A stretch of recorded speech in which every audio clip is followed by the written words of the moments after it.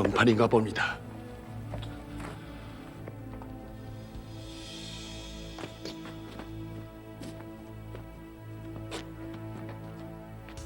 예판 대감의 서차를 받고 달려오는 길이 오면 대체 무슨 큰일이외까? 종사에 관계된 일이니 어찌 큰일이 아니겠소. 종사? 아니 그럼 누가 용모를 했단 말이오? 병판 대감께서는 속히 직속 군사들을 불러 주상전하의 신변을 호위해야겠소. 아니 대체 누가?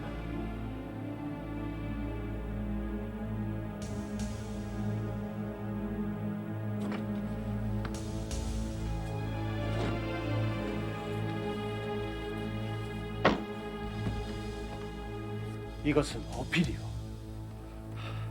병판대감, 여기 적힌 자들을 즉시 잡아들이라는 명이시오.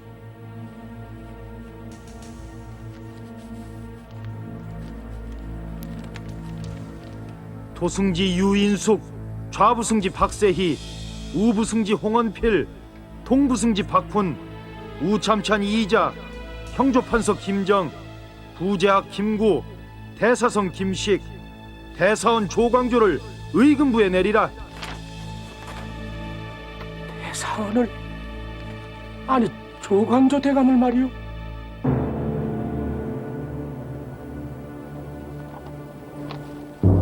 대사헌 조광조가 누구인가? 고매한 학식과 덕행으로 조정 내 살림 세력의 중심이 되어온 인물.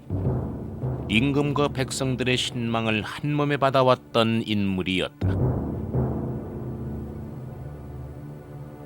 저 무리들의 죄상이 이미 명명백백하온데 국문을 하느라 지체할 이유가 어디 있겠사옵니까? 저들을 당장 척살하옵소서. 전하, 일각이 급하옵니다.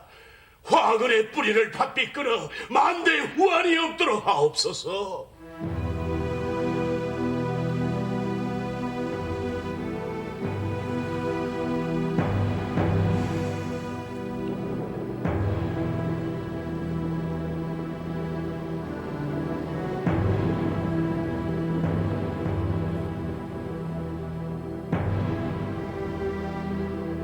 우리가 무슨 죄가 있는가? 옛 성군의 치세를 이 땅에 다시 이루고자 한 것이 그것이 죄란 말인가?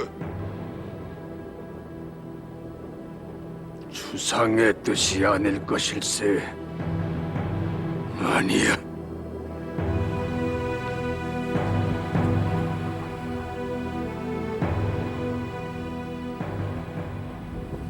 이 문이 바로 경복궁의 북문 신무문입니다. 지금은 이렇게 굳게 닫혀 있습니다만 1519년 동짓달 보름날 밤 이 문이 은밀하게 열림으로써 이른바 북문의 화라고 불리우는 기묘사화가 시작됐던 것입니다. 기묘년에 이 사화로 희생된 것이 바로 조광조라는 인물입니다. 후세 사가들이 100년에 한 번 나올까 말까한 큰 인재로 평가하고 있는 인물이 이 사건으로 해서 당시 정치 무대에서 제거되고 말았던 것입니다. 사화란 것은 사전적인 의미로는 정론을 주장하는 선비가 간신들의 모함에 의해서 화를 입는 것을 말합니다.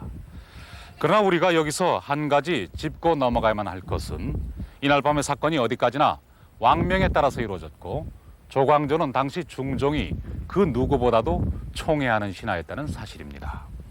그때까지 두 사람은 라이벌 관계라기보다는 지극한 동반자적 관계로 보여지고 있었습니다. 만약에 모함이 있었다면 중종은 왜 조광조를 비호하지 않았을까요? 도대체 무엇 때문에 이날 밤 안으로 그를 죽이려고까지 하고 있는 것일까요? 바로 그런 의문을 가지고 오늘 우리는 기묘사화라는 역사적 사건의 표면을 따라가 보고자 합니다. 그 과정에서 역사의 이면에 감추어진 중종과 조광조 두 사람의 진실 또한 찾아낼 수 있으리라고 믿습니다. 전하, 영상대감 드시옵니다. 어서 들라 해라. 영상, 어서 오시오. 전하, 일이 어인일이시옵니까? 어찌 전하에 대해 함부로 선비를 죽였다는 오명을 남기시려 하시옵니까? 조정에서 이미 죄주기를 정했으니 과인인들 어찌하겠소? 영상인 제가 이제야 소식을 듣고 달려오는 길이온데 조정에서 이미 죄를 청했다 하시니 참으로 연유를 알 수가 없사옵니다. 그러하옵니다, 전하. 신 또한 저들을 죽일 만한 죄가 무엇인지 그 까닭을 알 수가 없사옵나이다. 이 일은 중대사의원즉 부디 대신들과 상의하게 하여 주시옵소서. 전하, 저 젊은 유생들은 옛사람의 글을 읽고 지금 그대로 시행하려 한 것이온데 어찌 다른 사심이 있었겠사옵니까? 영상께서는 어찌 저들을 그렇게 두둔하시오? 반정으로 하조의 기틀을 세운 것이 누구요? 그런데 아직도 비린내나는 젊은 유생들이 나이든 조정의 원혼들을 감히 능멸하고 매사에 과격하게 기묘 사화가 일어난 직접적인 계기는 조광조 세력이 당시 조정의 원혼들, 곧 중종 반정을 일으킨 공신들의 공훈 착종 내용을 문제 삼은 데 있었다고 전해진다. 잘못 착정된 것을 바로잡아야 한다는 그들의 여론은 결국 공신 103명 중 3분의 2에 달하는 76명의 공적 사항을 삭제케 했던 것이니 공신에게 주어졌던 정치적 경제적 특전을 박탈당한 세력이 대반격을 가했다는 것이다.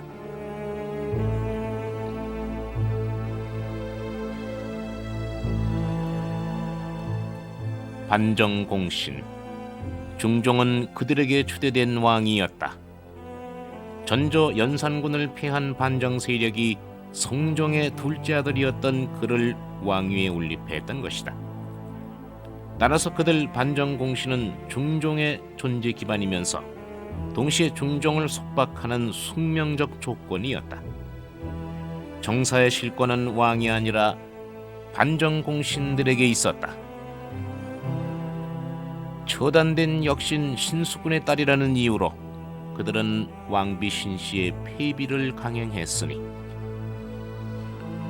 쫓겨난 왕비는 매일 인왕산에 올라 바위에 치마를 펼쳐놨고 중종은 멀리서 그것을 바라보는 것으로 그리움을 달래는 것이 고작이었다. 그 애틋한 치마바위의 일환은 당시 중종의 무력함을 여실히 드러내줄 뿐이다.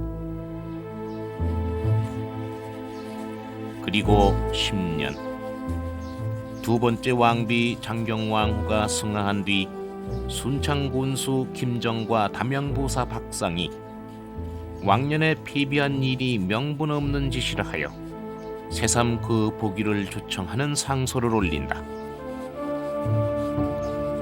당시의 대사관 이행은 이를 그릇된 의견으로 몰아 두 사람은 유배의 형벌을 받게 됐다. 허나 문제는 그것이 왕의 구원 상소였다는 것. 구원에 의한 상소는 처벌받지 않는 것이 관례였으니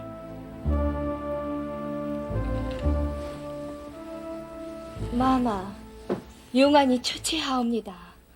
어디 미령하신 것은 아니온지. 머리가 무겁구려. 이 일을 어찌하옵니까? 당장 어이를 부르겠사옵니다. 아니요. 정청에서 중신들의 쟁론이 하도 극심하여 좀 지친 것뿐이요. 아직도 그 상소 얘기오니까? 사륜을 주청한 죄로 당사자들이 이미 다 처벌되었사온데 다 끝난 일들을 가지고 왜 계속 그 야단들이 옵니까? 한쪽에선 구원 상소에 벌을 준 것이 옳지 않으니 방면하라 하고 또 한쪽에선 벌을 준 것이 마땅하다 하고 조정이 아예 두 파로 갈라져 과인을 강박하니 임금 노릇하기가 정말로 어렵구려. 신첩이 올리는 술 한 잔 받으시오면 피로가 풀리실 것이옵니다.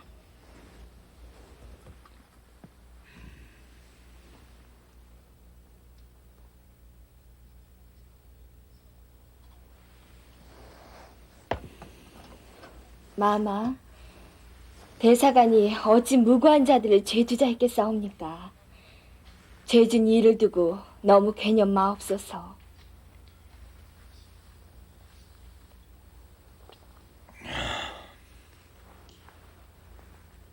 이제 와서 폐비를 다시 포기할 수야 없지. 조정이 또 한바탕 파란이 불어닥칠 게 뻔한 것을.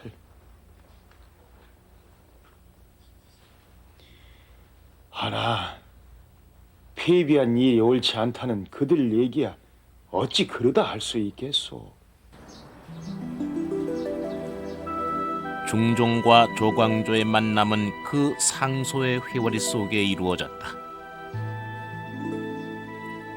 조광조는 그해 가을 알성시 급제 정육품직 사관원 정원직에 임명됐으니 바로 그 대사관 박상 김정에게 죄줄 것을 주청한 이행에 휘하였다. 그리고 이틀 후 첫 경연에 참석하게 된 것이다. 우정현은 경연에 처음 나가는 것이야. 예, 그러합니다. 사관원은 예사기관이 아닐세. 언론을 통한 것이야. 임금의 눈과 귀가 되어 매사에 올바른 의견을 주달해야 할 책임이 있는 자일세. 사관원의 간관이라는 직책이 얼마나 막중한 자리인지 알겠는가? 예, 명심하고 있습니다. 조정원은 오늘 처음 주상 전화를 배우니 간관의 직책에 누가 되지 않도록 말 한마디 행동 하나에도 각별히 조심을 하도록 하게. 예. 오늘 조강은 이만 파도록 합시다. 전하, 신사관원 정원 조광조 감히 한 말씀 아래올까 하옵니다. 오, 조정은 그래 무엇이오? 전하, 언로가 통하면 나라가 안정되고 언로가 막히면 나라가 망하는 법이옵니다. 임금이 간관을 두고 혹 지나친 말이 있더라도 그 말을 받아들이면 오직 언로가 막힐까 염려하기 때문이옵니다. 때문에 대간된 자로서는 먼저 언로를 잘 열어놓은 뒤에야 재직분을 다 해낸다 할 수 있을 것이옵니다. 그 말은 실로 마땅하오.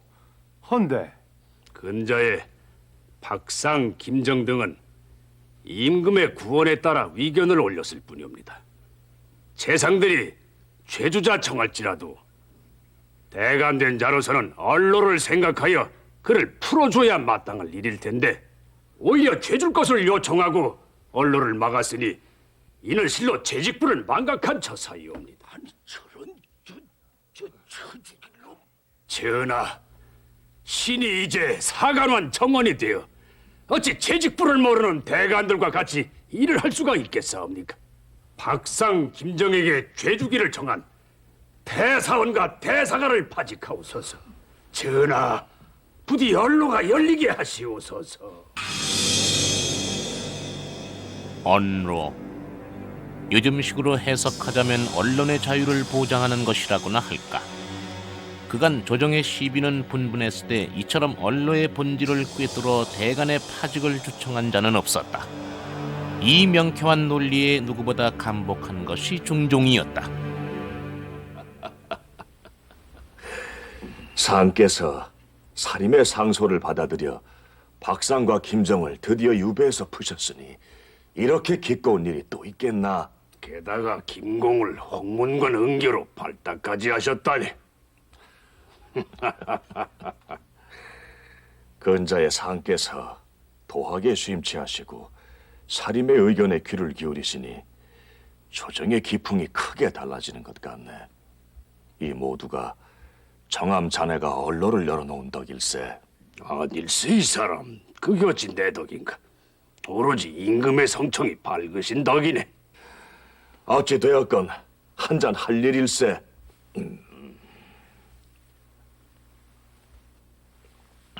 자, 정암 한잔 받게.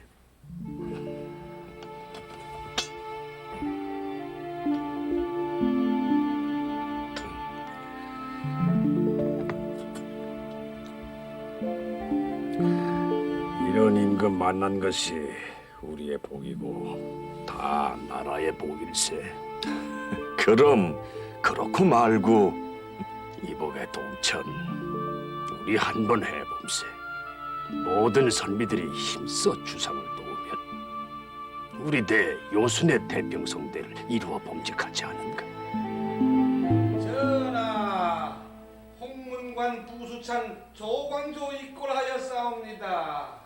어서 들라 이래라. 네.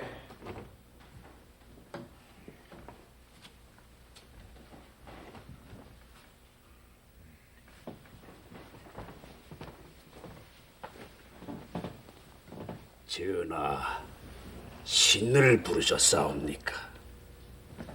정암, 내 한 가지 물어볼 것이 있어서 불렀소. 전일 선비의 기풍을 살리는 것이 나라를 살리는 것이라 했는데 선비의 기풍이란 유생들에게 달린 것 아니오? 어찌 유생뿐이겠사옵니까? 삼공의 벼슬 자리에 오른 자라 할지라도 역시 선비이며 임금이라 할지라도 역시 선비이오니 주상전하 깨우세야말로 선비의 종주이시옵니다. 따라서 선비의 기풍을 살리는 것은 다 상께 달려있는 것이옵니다. 전하께서 스스로 덕을 기르시고 이를 실천에 옮겨가신다면 일부러 교화시키고자 아니하여도 조정의 대소신료들에서 시정의 백성들에 이르기까지 진실로 감복하여 절로 교화가 될 것이옵니다. 정암은 참으로 과인의 스승이요. 알겠소. 과인이 임금의 덕을 크게 갖출 수 있도록 형이 도와주시오. 전하, 감사옵니다. 전하의 성심이 이러하시니 이 나라가 어찌 성군의 지세를 아니 볼 것이옵니까? 조광조는 그 지치란 말을 썼습니다. 그 지극한 정치라는 뜻인데 결국은 유교 이상 정치를 의미합니다. 그 유교 이상 정치는 맹자 이후 왕도 정치라고 불러져 왔던 것이고 그 왕도 정치란 공자가 이미 얘기한 예치 덕치를 의미합니다. 말하자면은 왕 자신이 예와 덕을 많이 쌓아서 선정을 베푼다는 것이죠. 이러한 것을 그 조광조가 다시 강조하게 된 것은 그 자신이 중종 반정의 분위기에서 등장을 한 인물이기 때문에 연산군으로 해서 어지럽혀진 정치 현실을 모든 것을 깨끗이 개혁을 해가지고 다시 이 올바른 이상 정치를 실현하자는 뜻에서 그런 말을 했던 것입니다. 이 조광조의 그 개혁 정신이 역시 그 반정을 실현하는데 아주 적절한 것이다라고 판단을 해서 중종은 또 중종 나름대로 조광조를 크게 등용시켜주고 그 등용시키면서 개혁안들을 실천에 옮겼던 것입니다. 그처럼 뜻과 행동을 조광조와 함께하고자 했던 중종. 그러나 오늘에는 전하께서 하시옵고 신이 또한 나옵니다. 저들이 개혁을 도마음에 지나치게 성급하여 서로 과격한 점이 있었다 할지라도 그 뜻은 본시 지극히 좋은 정치를 이루고자 함에 있었사옵니다. 영상, 과인이 저들을 죄주는 것이 기꺼이 이러는 줄 아시오. 어찌 이리도 과인을 괴롭히시오? 전하, 통촉하옵소서. 죄를 주더라도 국법이 정해놓은 절차가 있지를 않사옵니까? 절차를 밟게 하시와 대신들이 논의하고 그 무에서 국문하여 죄의 경중을 밝게 가려내게 하옵소서.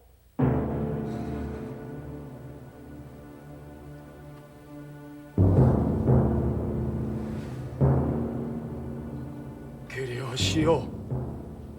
절차대로 하시오. 저들을 하옥시키고 중신들을 불러 모아 죄안을 정하시오. 김여사화는 조광조가 대사관의 파직을 주청한 그날로부터 꼭 4년 만에 일어난 일이었습니다. 그러나 그 이전까지 조광조는 실로 초고속의 승진을 거듭해왔습니다. 사관원 정원직에서부터 3년 사이에 홍문관 부제학이라는 중책을 제수받았고 다시 1년이 채 못 되어서 사헌부 대사헌의 자리에까지 오르게 된 것입니다. 실록에서조차도 고금의 그 유례가 없는 일이라고 표현하고 있는 이 파격적인 승진은 왕의 절대적인 비호가 있었기에 가능한 일이었습니다. 이와 함께 조정의 세력 판도는 재편됩니다. 기성 귀족 출신인 훈구 신료들의 세력에 위협을 줄 만큼 신진 사림 세력들의 진출과 성장이 두드러지게 된 것입니다. 이것이 과연 우연히 이루어진 일일까요? 실록을 보면 이 새로운 세력의 대두는 종종이 다분히 의도적으로 육성한 것이다라는 인상을 짙게 받게 됩니다. 중종 8년 이후부터 왕은 신진 인재의 등용에 집중적인 관심을 보이고 있습니다. 중종 8년이란 시점, 그것은 반정의 주동인물들이 대부분 죽거나 탄핵을 받아서 물러난 시점과 일치합니다. 집권 초기에 반정 공신들에게 실권을 빼앗겼던 중종이 이 시기부터 비로소 독자적인 자신의 지지 기반을 마련하려고 했다는 해석이 가능해집니다. 말하자면 왕권 강화 작업에 나선 것입니다. 조광조가 발탁된 것이 중종 10년, 그 이후 중종의 전폭적인 신임이 조광조를 중심으로 한 사림 세력을 키웠던 것입니다. 그러나 불과 4년 뒤 중종은 이제 이곳 근정전에서 자신이 스스로 키웠던 바로 그 세력들을 생사의 갈림길에 세워놓고 있는 것입니다. 죄안은 정했는가? 예, 여기 있사옵니다.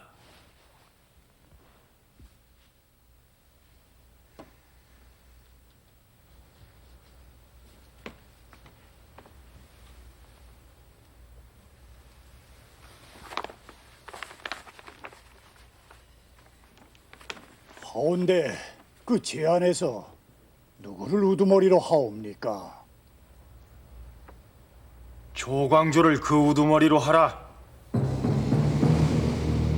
조광조, 김정, 김식, 김구 등은 서로 붕당을 지어 자기들에게 붙는 자는 진출시키고 다른 자는 배척하여 세력을 이루었다. 이들이 요직을 차지하고 앉아서는 후진들을 꿰어 과격하게 구는 것을 버릇이 되게 했다.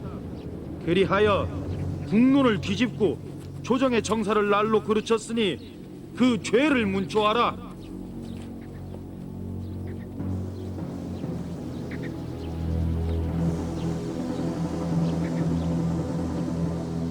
풍당을 지었더니 당치 않소.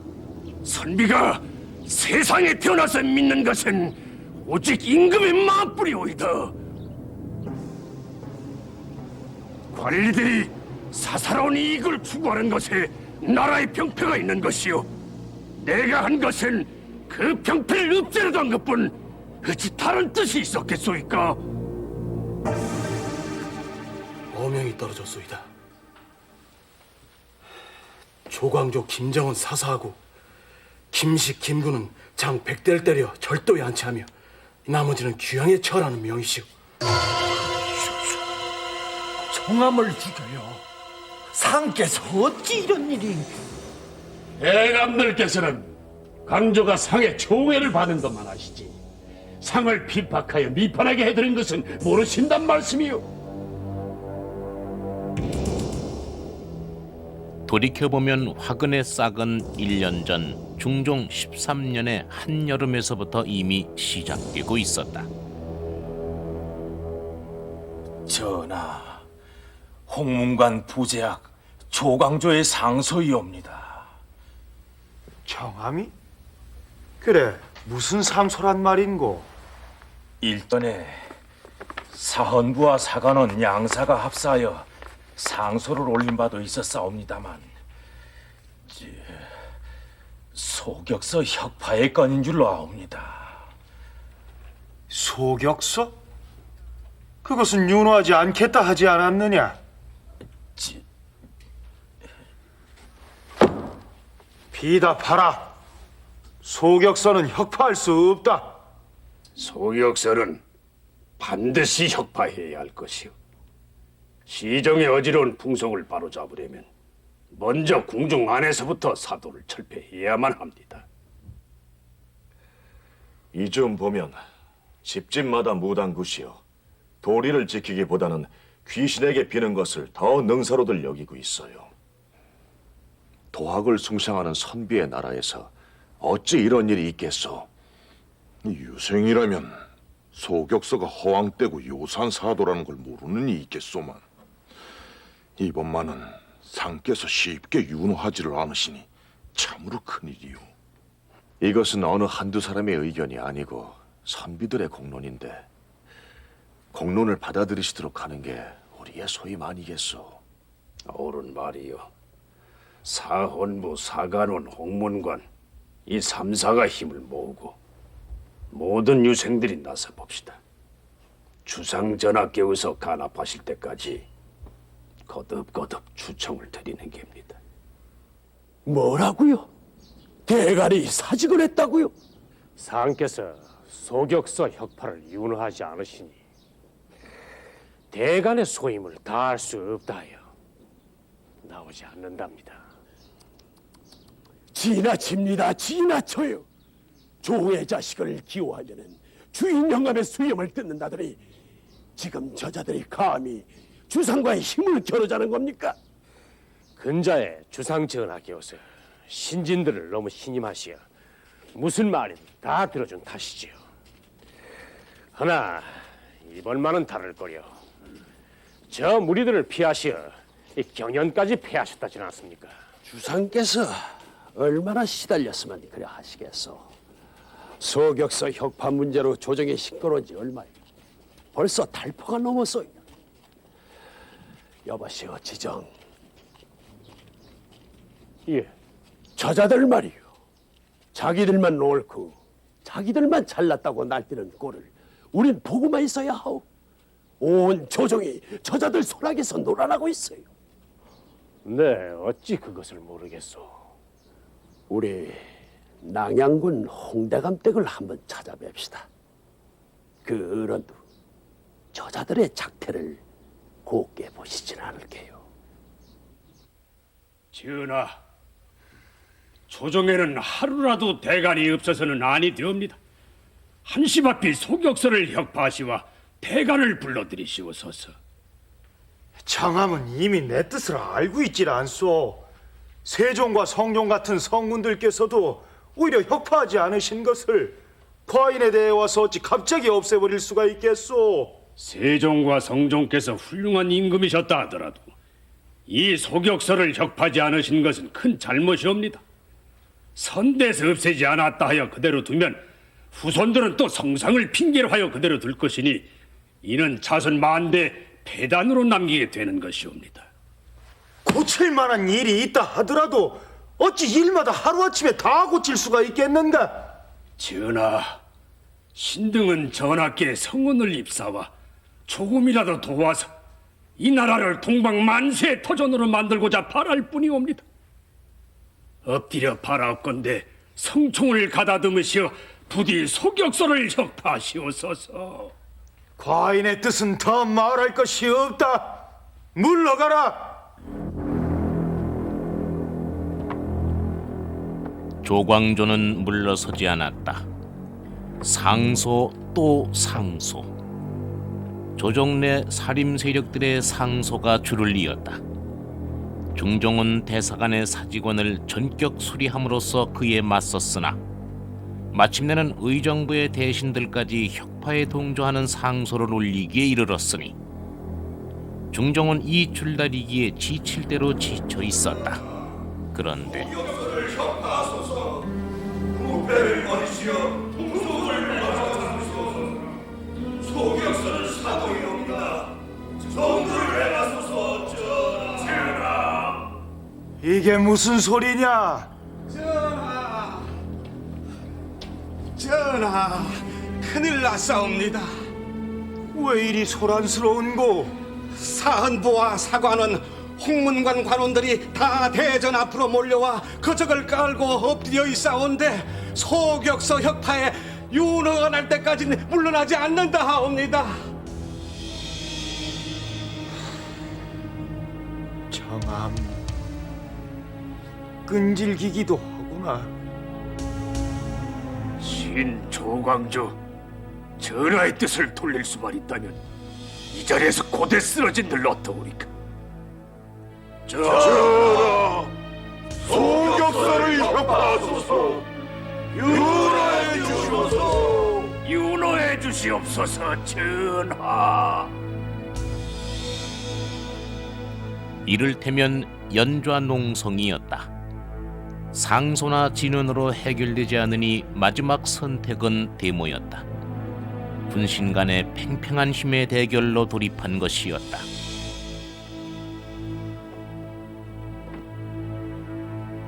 공들은 들으시오. 오늘 밤은 이미 늦었으니 물러가고 내일 아침 입시하시라는 전하의 전교시오. 신등은 내일 아침까지 여기서 대주하겠다고 아뢰게.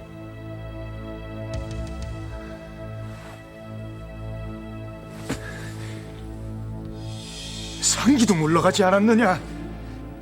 그러하옵니다, 전하.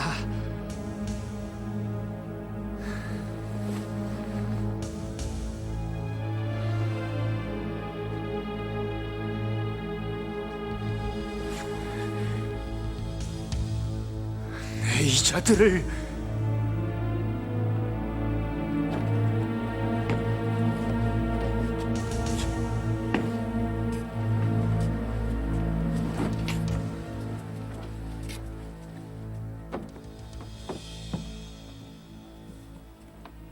물러들 가라.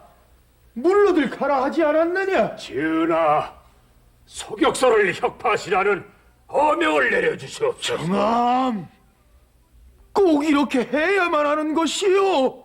전하, 신은 전하께서 어떠한 벌을 주시더라도 달게 받겠사옵니다.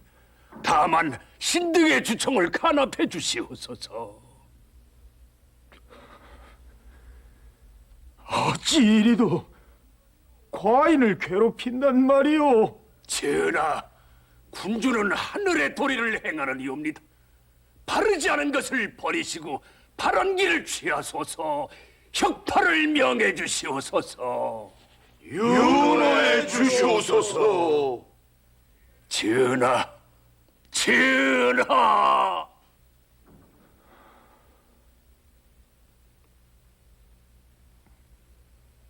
정암, 그대가 이겼소.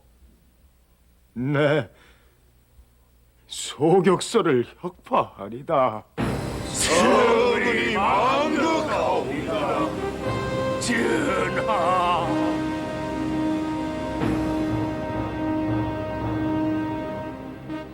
중종은 왜 그렇게 완강하게 소격서 혁파를 거부해 왔을까? 그 혁파의 건의는 일찍이 중종 초기부터 유생들에 의해 계속 제기되어 온 것이었다. 그러나 선대로부터 물려받은 제도는 되도록 고치지 않겠다는 것이 중종의 입장이었다. 곧 중종은 지나치게 급진적이고 전면적인 개혁은 원하지 않았던 것이다. 바로 이 지점에서부터 중종과 조광조의 길은 미묘하게 어긋나기 시작했다. 조광조는 원칙주의자였다. 늘 정도를 지키고 임금의 천품을 갈고 닦아 성군으로 만들고자 하는 그의 충정이 중종에겐 때로 부담스러울 수 있었다. 학문을 권면하여 중종은 하루에도 4번씩 강론을 들었다. 그런데다 조광조의 진강은 길기로 유명하여 어떨 때는 종일을 그치지 않고 계속되는 것이었으니 이제 그만합시다. 전하, 군왕이 학문을 즐기지 않고서야 어찌 나라의 근본을 바로 세울 수가 있겠사옵니까? 저녁에 계속하도록 하오. 전하, 조금만 더 지체하시옵소서. 그만하자니까요. 전하, 전하. 조광조 정치 사상의 요체는 왕이 끊임없이 공부하고 수양하여 현명한 주군이 되고, 그러한 왕이 학식과 덕행을 갖춘 군자들을 가려내 그들과 함께 정치를 함으로써 이 땅의 옛 요순시대와 같은 도의 국가를 실현하고자 하는 것이었다. 때문에 군자와 소인을 구별하는 것은 중요한 일이었다. 임금은 마땅히 군자와 소인됨을 분별하여야 하며, 군자됨이 분명하면 그에게 맡겨서 위심하지 말아야 하며, 소인됨이 분명하면 그에게 엄격하게 대함이 옳사옵니다. 그러나 군자와 소인을 분별하기란 어려운 일이옵니다.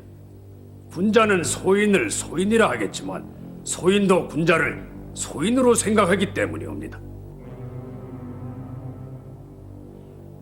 조광조는 새로운 방법으로 인재를 등용할 것을 역설했다. 당시 신진 사류들은 기성 세력의 상당수를 개인의 이익을 탐하는 소인배로 규정했고, 진정한 군자의 출사가 드문 것은 현행 과거 제도에 문제가 있기 때문이라 보았다. 정치의 급설문은 인재 등용에 있사옵니다. 허나 지금의 과거 제도는 글을 잘 쓰고 문장을 잘 쓰는 데 치중해 있어 진실로 덕행 있는 선비를 얻기가 어렵사옵니다. 높은 뜻을 가진 선비일수록 초야에 묻혀 벼슬길에 구구한 마음을 쓰지 않는즉 초야로부터 널리 인재를 천거받아 임금이 그 중에서 가려 뽑는다면은 어찌 걸출한 제목을 넣지 못하겠사옵니까? 김효년 4월, 조광조의 진언을 받아들여 시행된 것이 현량과.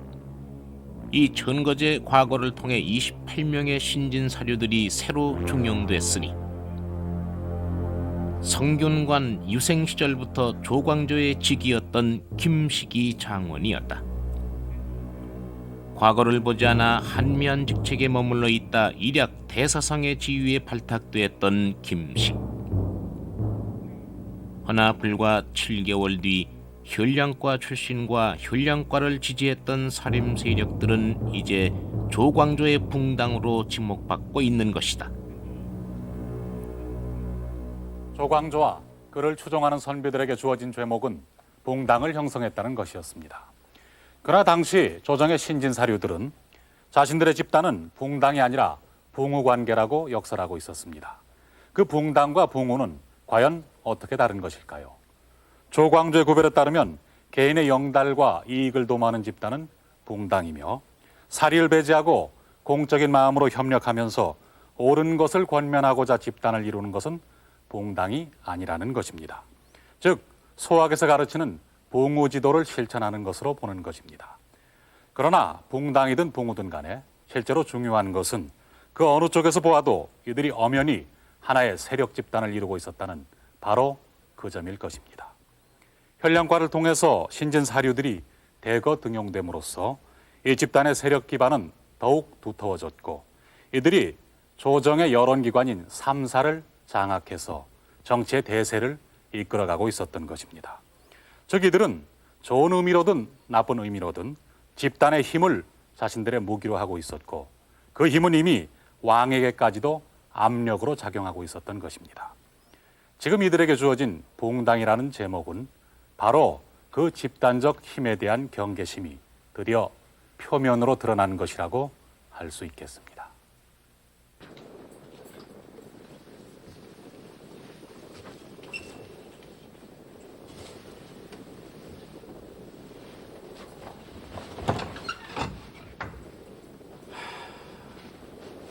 정암, 내 정암을 뵐 면목이 없구려. 무슨 말씀을? 이 일이 어찌 대감의 탓이오리까? 일이 이렇게 되기까지 막지를 못했으니 내 어찌 탓이 없다 하겠소. 목이 마르군요. 갖고 오신 게 술 아닙니까? 그래, 한잔들 합시다. 내 공들과 한잔 나누려고 잘 빚은 술 한 병 받아왔소이다. 자,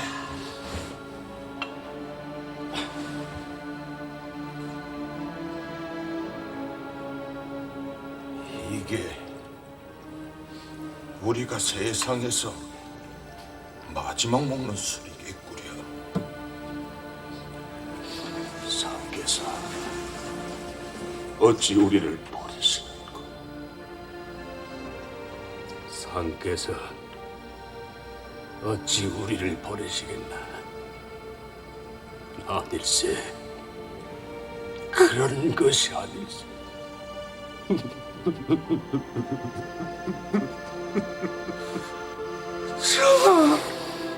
주상전하를, 우리의 주상전하를 뵙고 싶네. 정아, 내가 필무를 넣어주시고 주상전하께 말씀 한마디 사례치 못하고 이대로 영원히 하직하면 저만 못할 일이로다.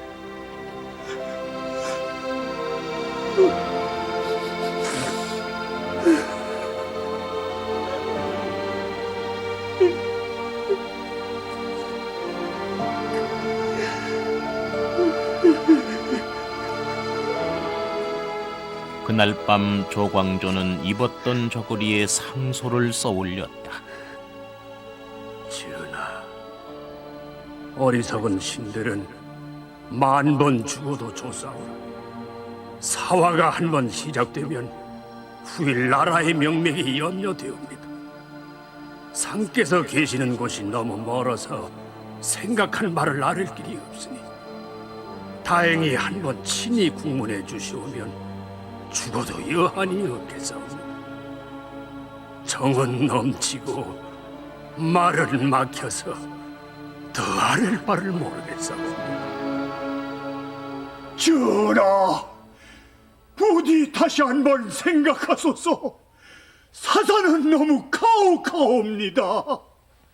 그들은 고준 사람들이옵니다. 어찌 간당이란 이름으로 중죄를 내릴 수가 있겠사옵니까? 아오,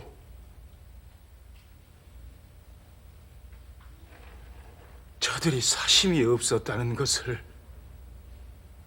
과인이 모르는 바 아니로다.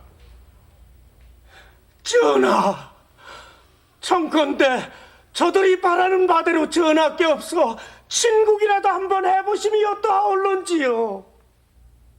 아니요, 보지 않겠소. 저들이 비록 사심이 없었다 한들 이제 돌이키기엔 그 형세가 너무 커버렸어.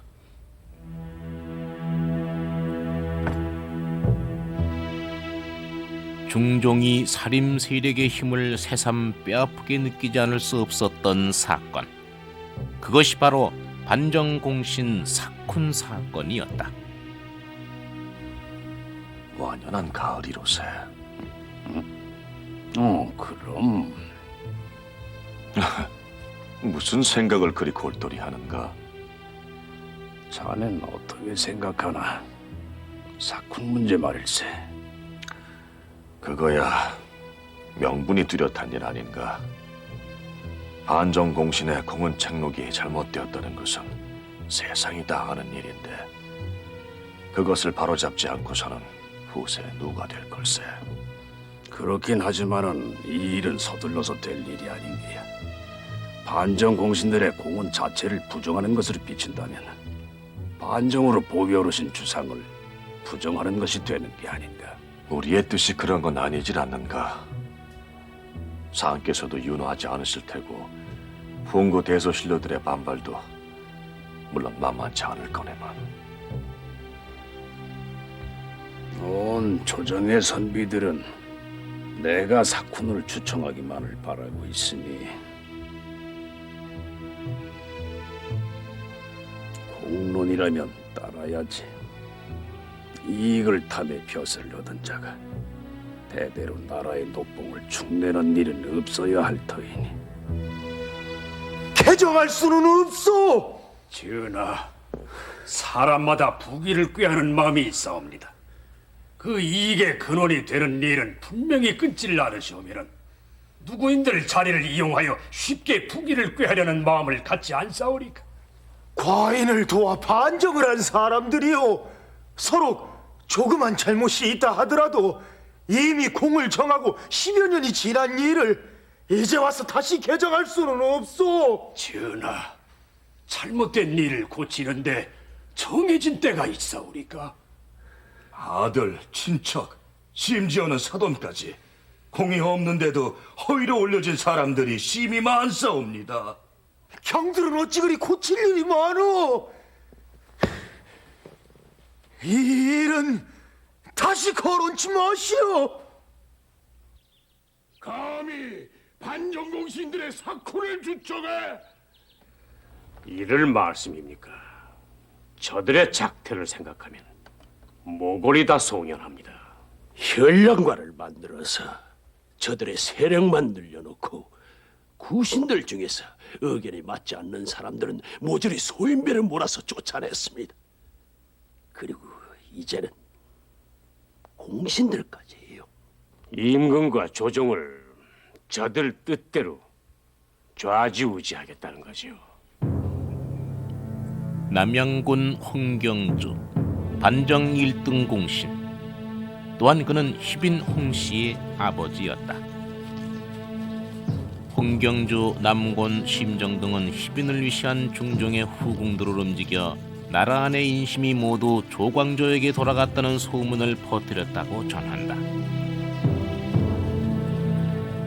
또한 대궐뜰의 나뭇잎에 꿀물로 주초위왕이란 글자를 써서 벌레가 갉아먹게 한 다음 궁녀를 시켜 그것을 왕에게 보이게 했다. 주자와 초자를 합치면 조자가 되는 것이니 곧 조광조가 왕이 되려 한다는 의미였다. 일종의 심리전을 시도했던 것이다. 소격서 혁파 때와 똑같이 중종은 당시 대세에 밀리고 있었다. 거부하고 거부하다가 마침내 반정공신의 사콘을 윤하지 않을 수 없는 지경에 이르러 있었으니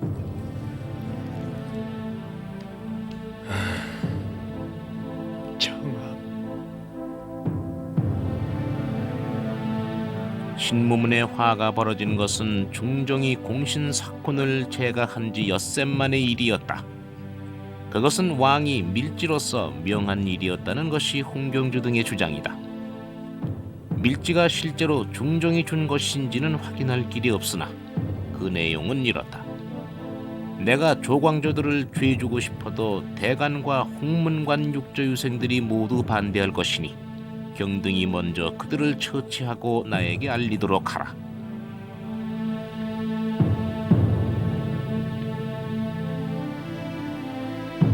사료에 따르면 동짓달 보름날 밤부터 이튿날 깊은 밤까지, 그러니까 24시간이 넘게 조광조의 처형 문제를 놓고 중종의 의지는 번복을 거듭했습니다. 즉시 죽인다에서 율문을 적용해서 4사람을 죽인다로, 다시 조광조와 김정 2사람만을 죽인다로, 그러다 마침내는 유배령으로 결말을 지은 것입니다. 여기서 우리가 주목하는 것은 중종의 의지는 처음부터 죽인다라는 쪽에 있었다는 사실입니다.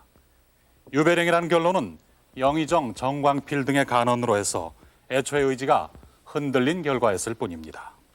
이것이 뜻하는 바가 무엇이겠습니까? 기묘사화가 일어난 근본에는 다른 누구도 아닌 바로 왕 자신의 판단과 선택이 있었다는 것입니다. 그러면 이제 이 문을 열고 역사적 상상의 공간 속으로 들어가 보겠습니다. 가장 신임했던 신하를 처단할 수밖에 없었던 그 이유를 중종 임금께 직접 들어보도록 하겠습니다. 나는 아직도 정함을 높이 평가하오. 높이 평가하였기에 걔를 치지 않을 수 없었소. 그게 무슨 말씀입니까? 그의 세력은 이제 날 억누르고 있어. 조광조의 의지가 임금의 의지를 꺾고 있단 말이 왜다. 옥좌에 있다고 해서 누구나 다 왕인 것은 아니오. 왕권을 지킬 수 없을 때 왕의 이름이란 한낱 신기루 같은 것에 불과한 것이외다.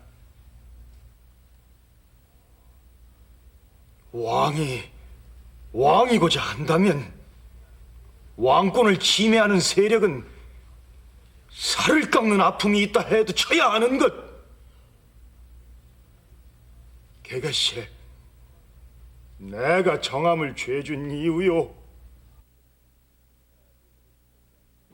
중종은 집권 기간 동안 내내 왕권을 유지하고 강화하는 데 집착하고 있었는데 신진사류가 등장하는 배경도 이제 그렇고, 신진사류가 중종 12년을 고비로 해서 강력한 이제 정치 세력으로 등장하면서 중종은 이와 같은 그 조광조를 필두로 한 신진사류의 성장을 왕권의 그 위협적인 요소로 받아들이고 있습니다. 물론 조광조 입장에서는 왕권에 도전할 그 생각을 전혀 이제 가졌던 것은 아님에도 불구하고 이렇게 받아들였다는데 이제 문제가 있었다고 보아집니다. 그래서 이와 같은 그 중종의 입장은 아마 김효사와까지 연결이 돼서 신진사류가 이제 축출되고 조광조 등이 죽음의 길로 들어서게 되는 중요한 배경이 되었다고 생각이 됩니다. 중종은 이와 같은 그 정치 세력의 조정 방식을 통해서 그의 그 목표였던 왕권 유지 강화를 이제 실현할 수는 있었습니다만은 해결해야 될 과제를 해결하지 못함으로 해서 여전히 남는 문제들을 산적하게 했다, 이렇게 이제 봐지고, 이 점 때문에 뒷날 중종은 조광조의 그 정치 활동에 대해서 아쉬움을 가졌다고 평가가 됩니다. 반정으로 추대돼서 조정 내에 자신의 지지 기반이 없었던 중종에게 있어서 왕권의 확보란 대단히 중요한 문제였습니다. 왕권을 위협하는 정치 세력은 그가 누구든 제거하지 않을 수 없었습니다. 어떤 의미에서 중종은 조광조를 권력의 라이벌로 간주하지 않았나 싶습니다. 강력하다는 것, 즉 정치적 영향력이 크다는 것, 그것이 바로 조광조의 진정한 죄목이었습니다. 마지막 순간에 사사령에서 감형된 조광조는 이곳 전라도 화순 땅 능주에 유배됐다. 그가 이 쓸쓸한 적소에서 머무는 동안 조정은 훈경주, 남곤, 심정 등 훈구 세력에 의해 장악됐고, 그가 혁파한 모든 것은 원점으로 돌아갔다. 삭제된 반정 공신들의 공훈은 다시 복적됐으며 현량과는 폐지되고 소격서는 복원됐다. 정광필 등 조광조를 지지하던 세력이 모두 파직되거나 스스로 물러나 조정 안에 그를 위해 구명할 리가 없게 됐을 때 마침내 죽음의 명이 떨어졌다. 그가 의금부 옥사에 갇힌 때로부터 꼭 한 달째 되는 날이었다.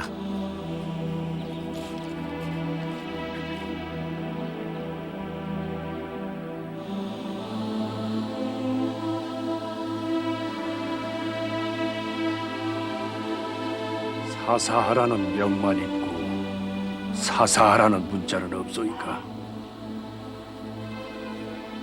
이 명을 받았을 뿐 따로 내리는 문자는 없어.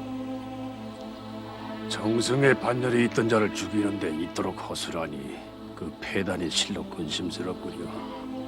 간악한 자들이 제 맘대로 미운 자를 죽일 수도 있을 터인지. 내 상기에 소를 올려 한 말씀 경계하고 싶지만은 이젠 할 수가 없구나. 너무 지체할 수가 없소이다. 서두르시오. 내가 죽거든 얇은 나무로 관을 짜도록 하거라. 먼 길에 옮기는 이들이 불편하지 않도록 해야 할 것이니.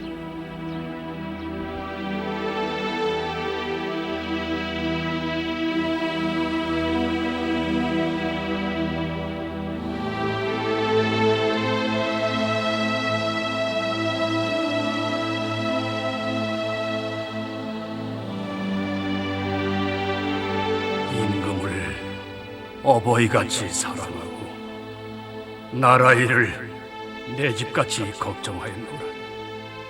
밝고 밝은 햇빛이 세상을 굽어보니 거짓없는 이 마음을 훤히 비추리. 왕도는 천도다. 조광조는 늘 그렇게 역사라곤 했습니다.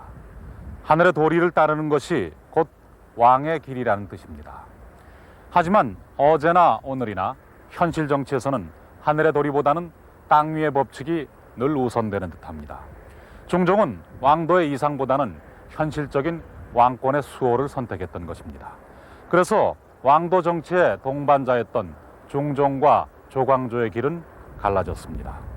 한 사람은 구중궁궐에서 끊임없는 정치 세력 간의 다툼 속에서도 재위 39년이라는 긴 기간 동안 옥좌를 지켜냈고, 한 사람은 4년이라는 짧은 관직 생활 끝에 독배를 받아서 이곳 경기도 용인군 선산의 차가운 흙 속에 묻혔습니다. 그러나 그의 이름마저 영영 묻혀버린 것은 아니었습니다. 이상 정치를 구현하려고 했던 그의 짧은 생애의 기억은 종종의 재위 기간보다도 오히려 더 오래 살아남았습니다. 조광조는 선조대에 들어와 복권돼서 영의정에 추중됐고 문묘에 배양됐습니다.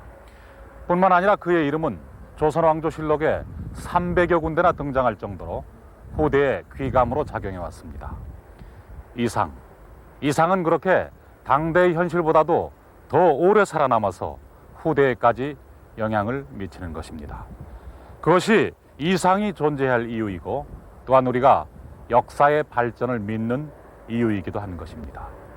역사의 라이벌 중종과 조광조 편을 마치면서 한번 물어보고 싶어집니다. 오늘의 우리에게는 과연 어떤 이상이 있습니까?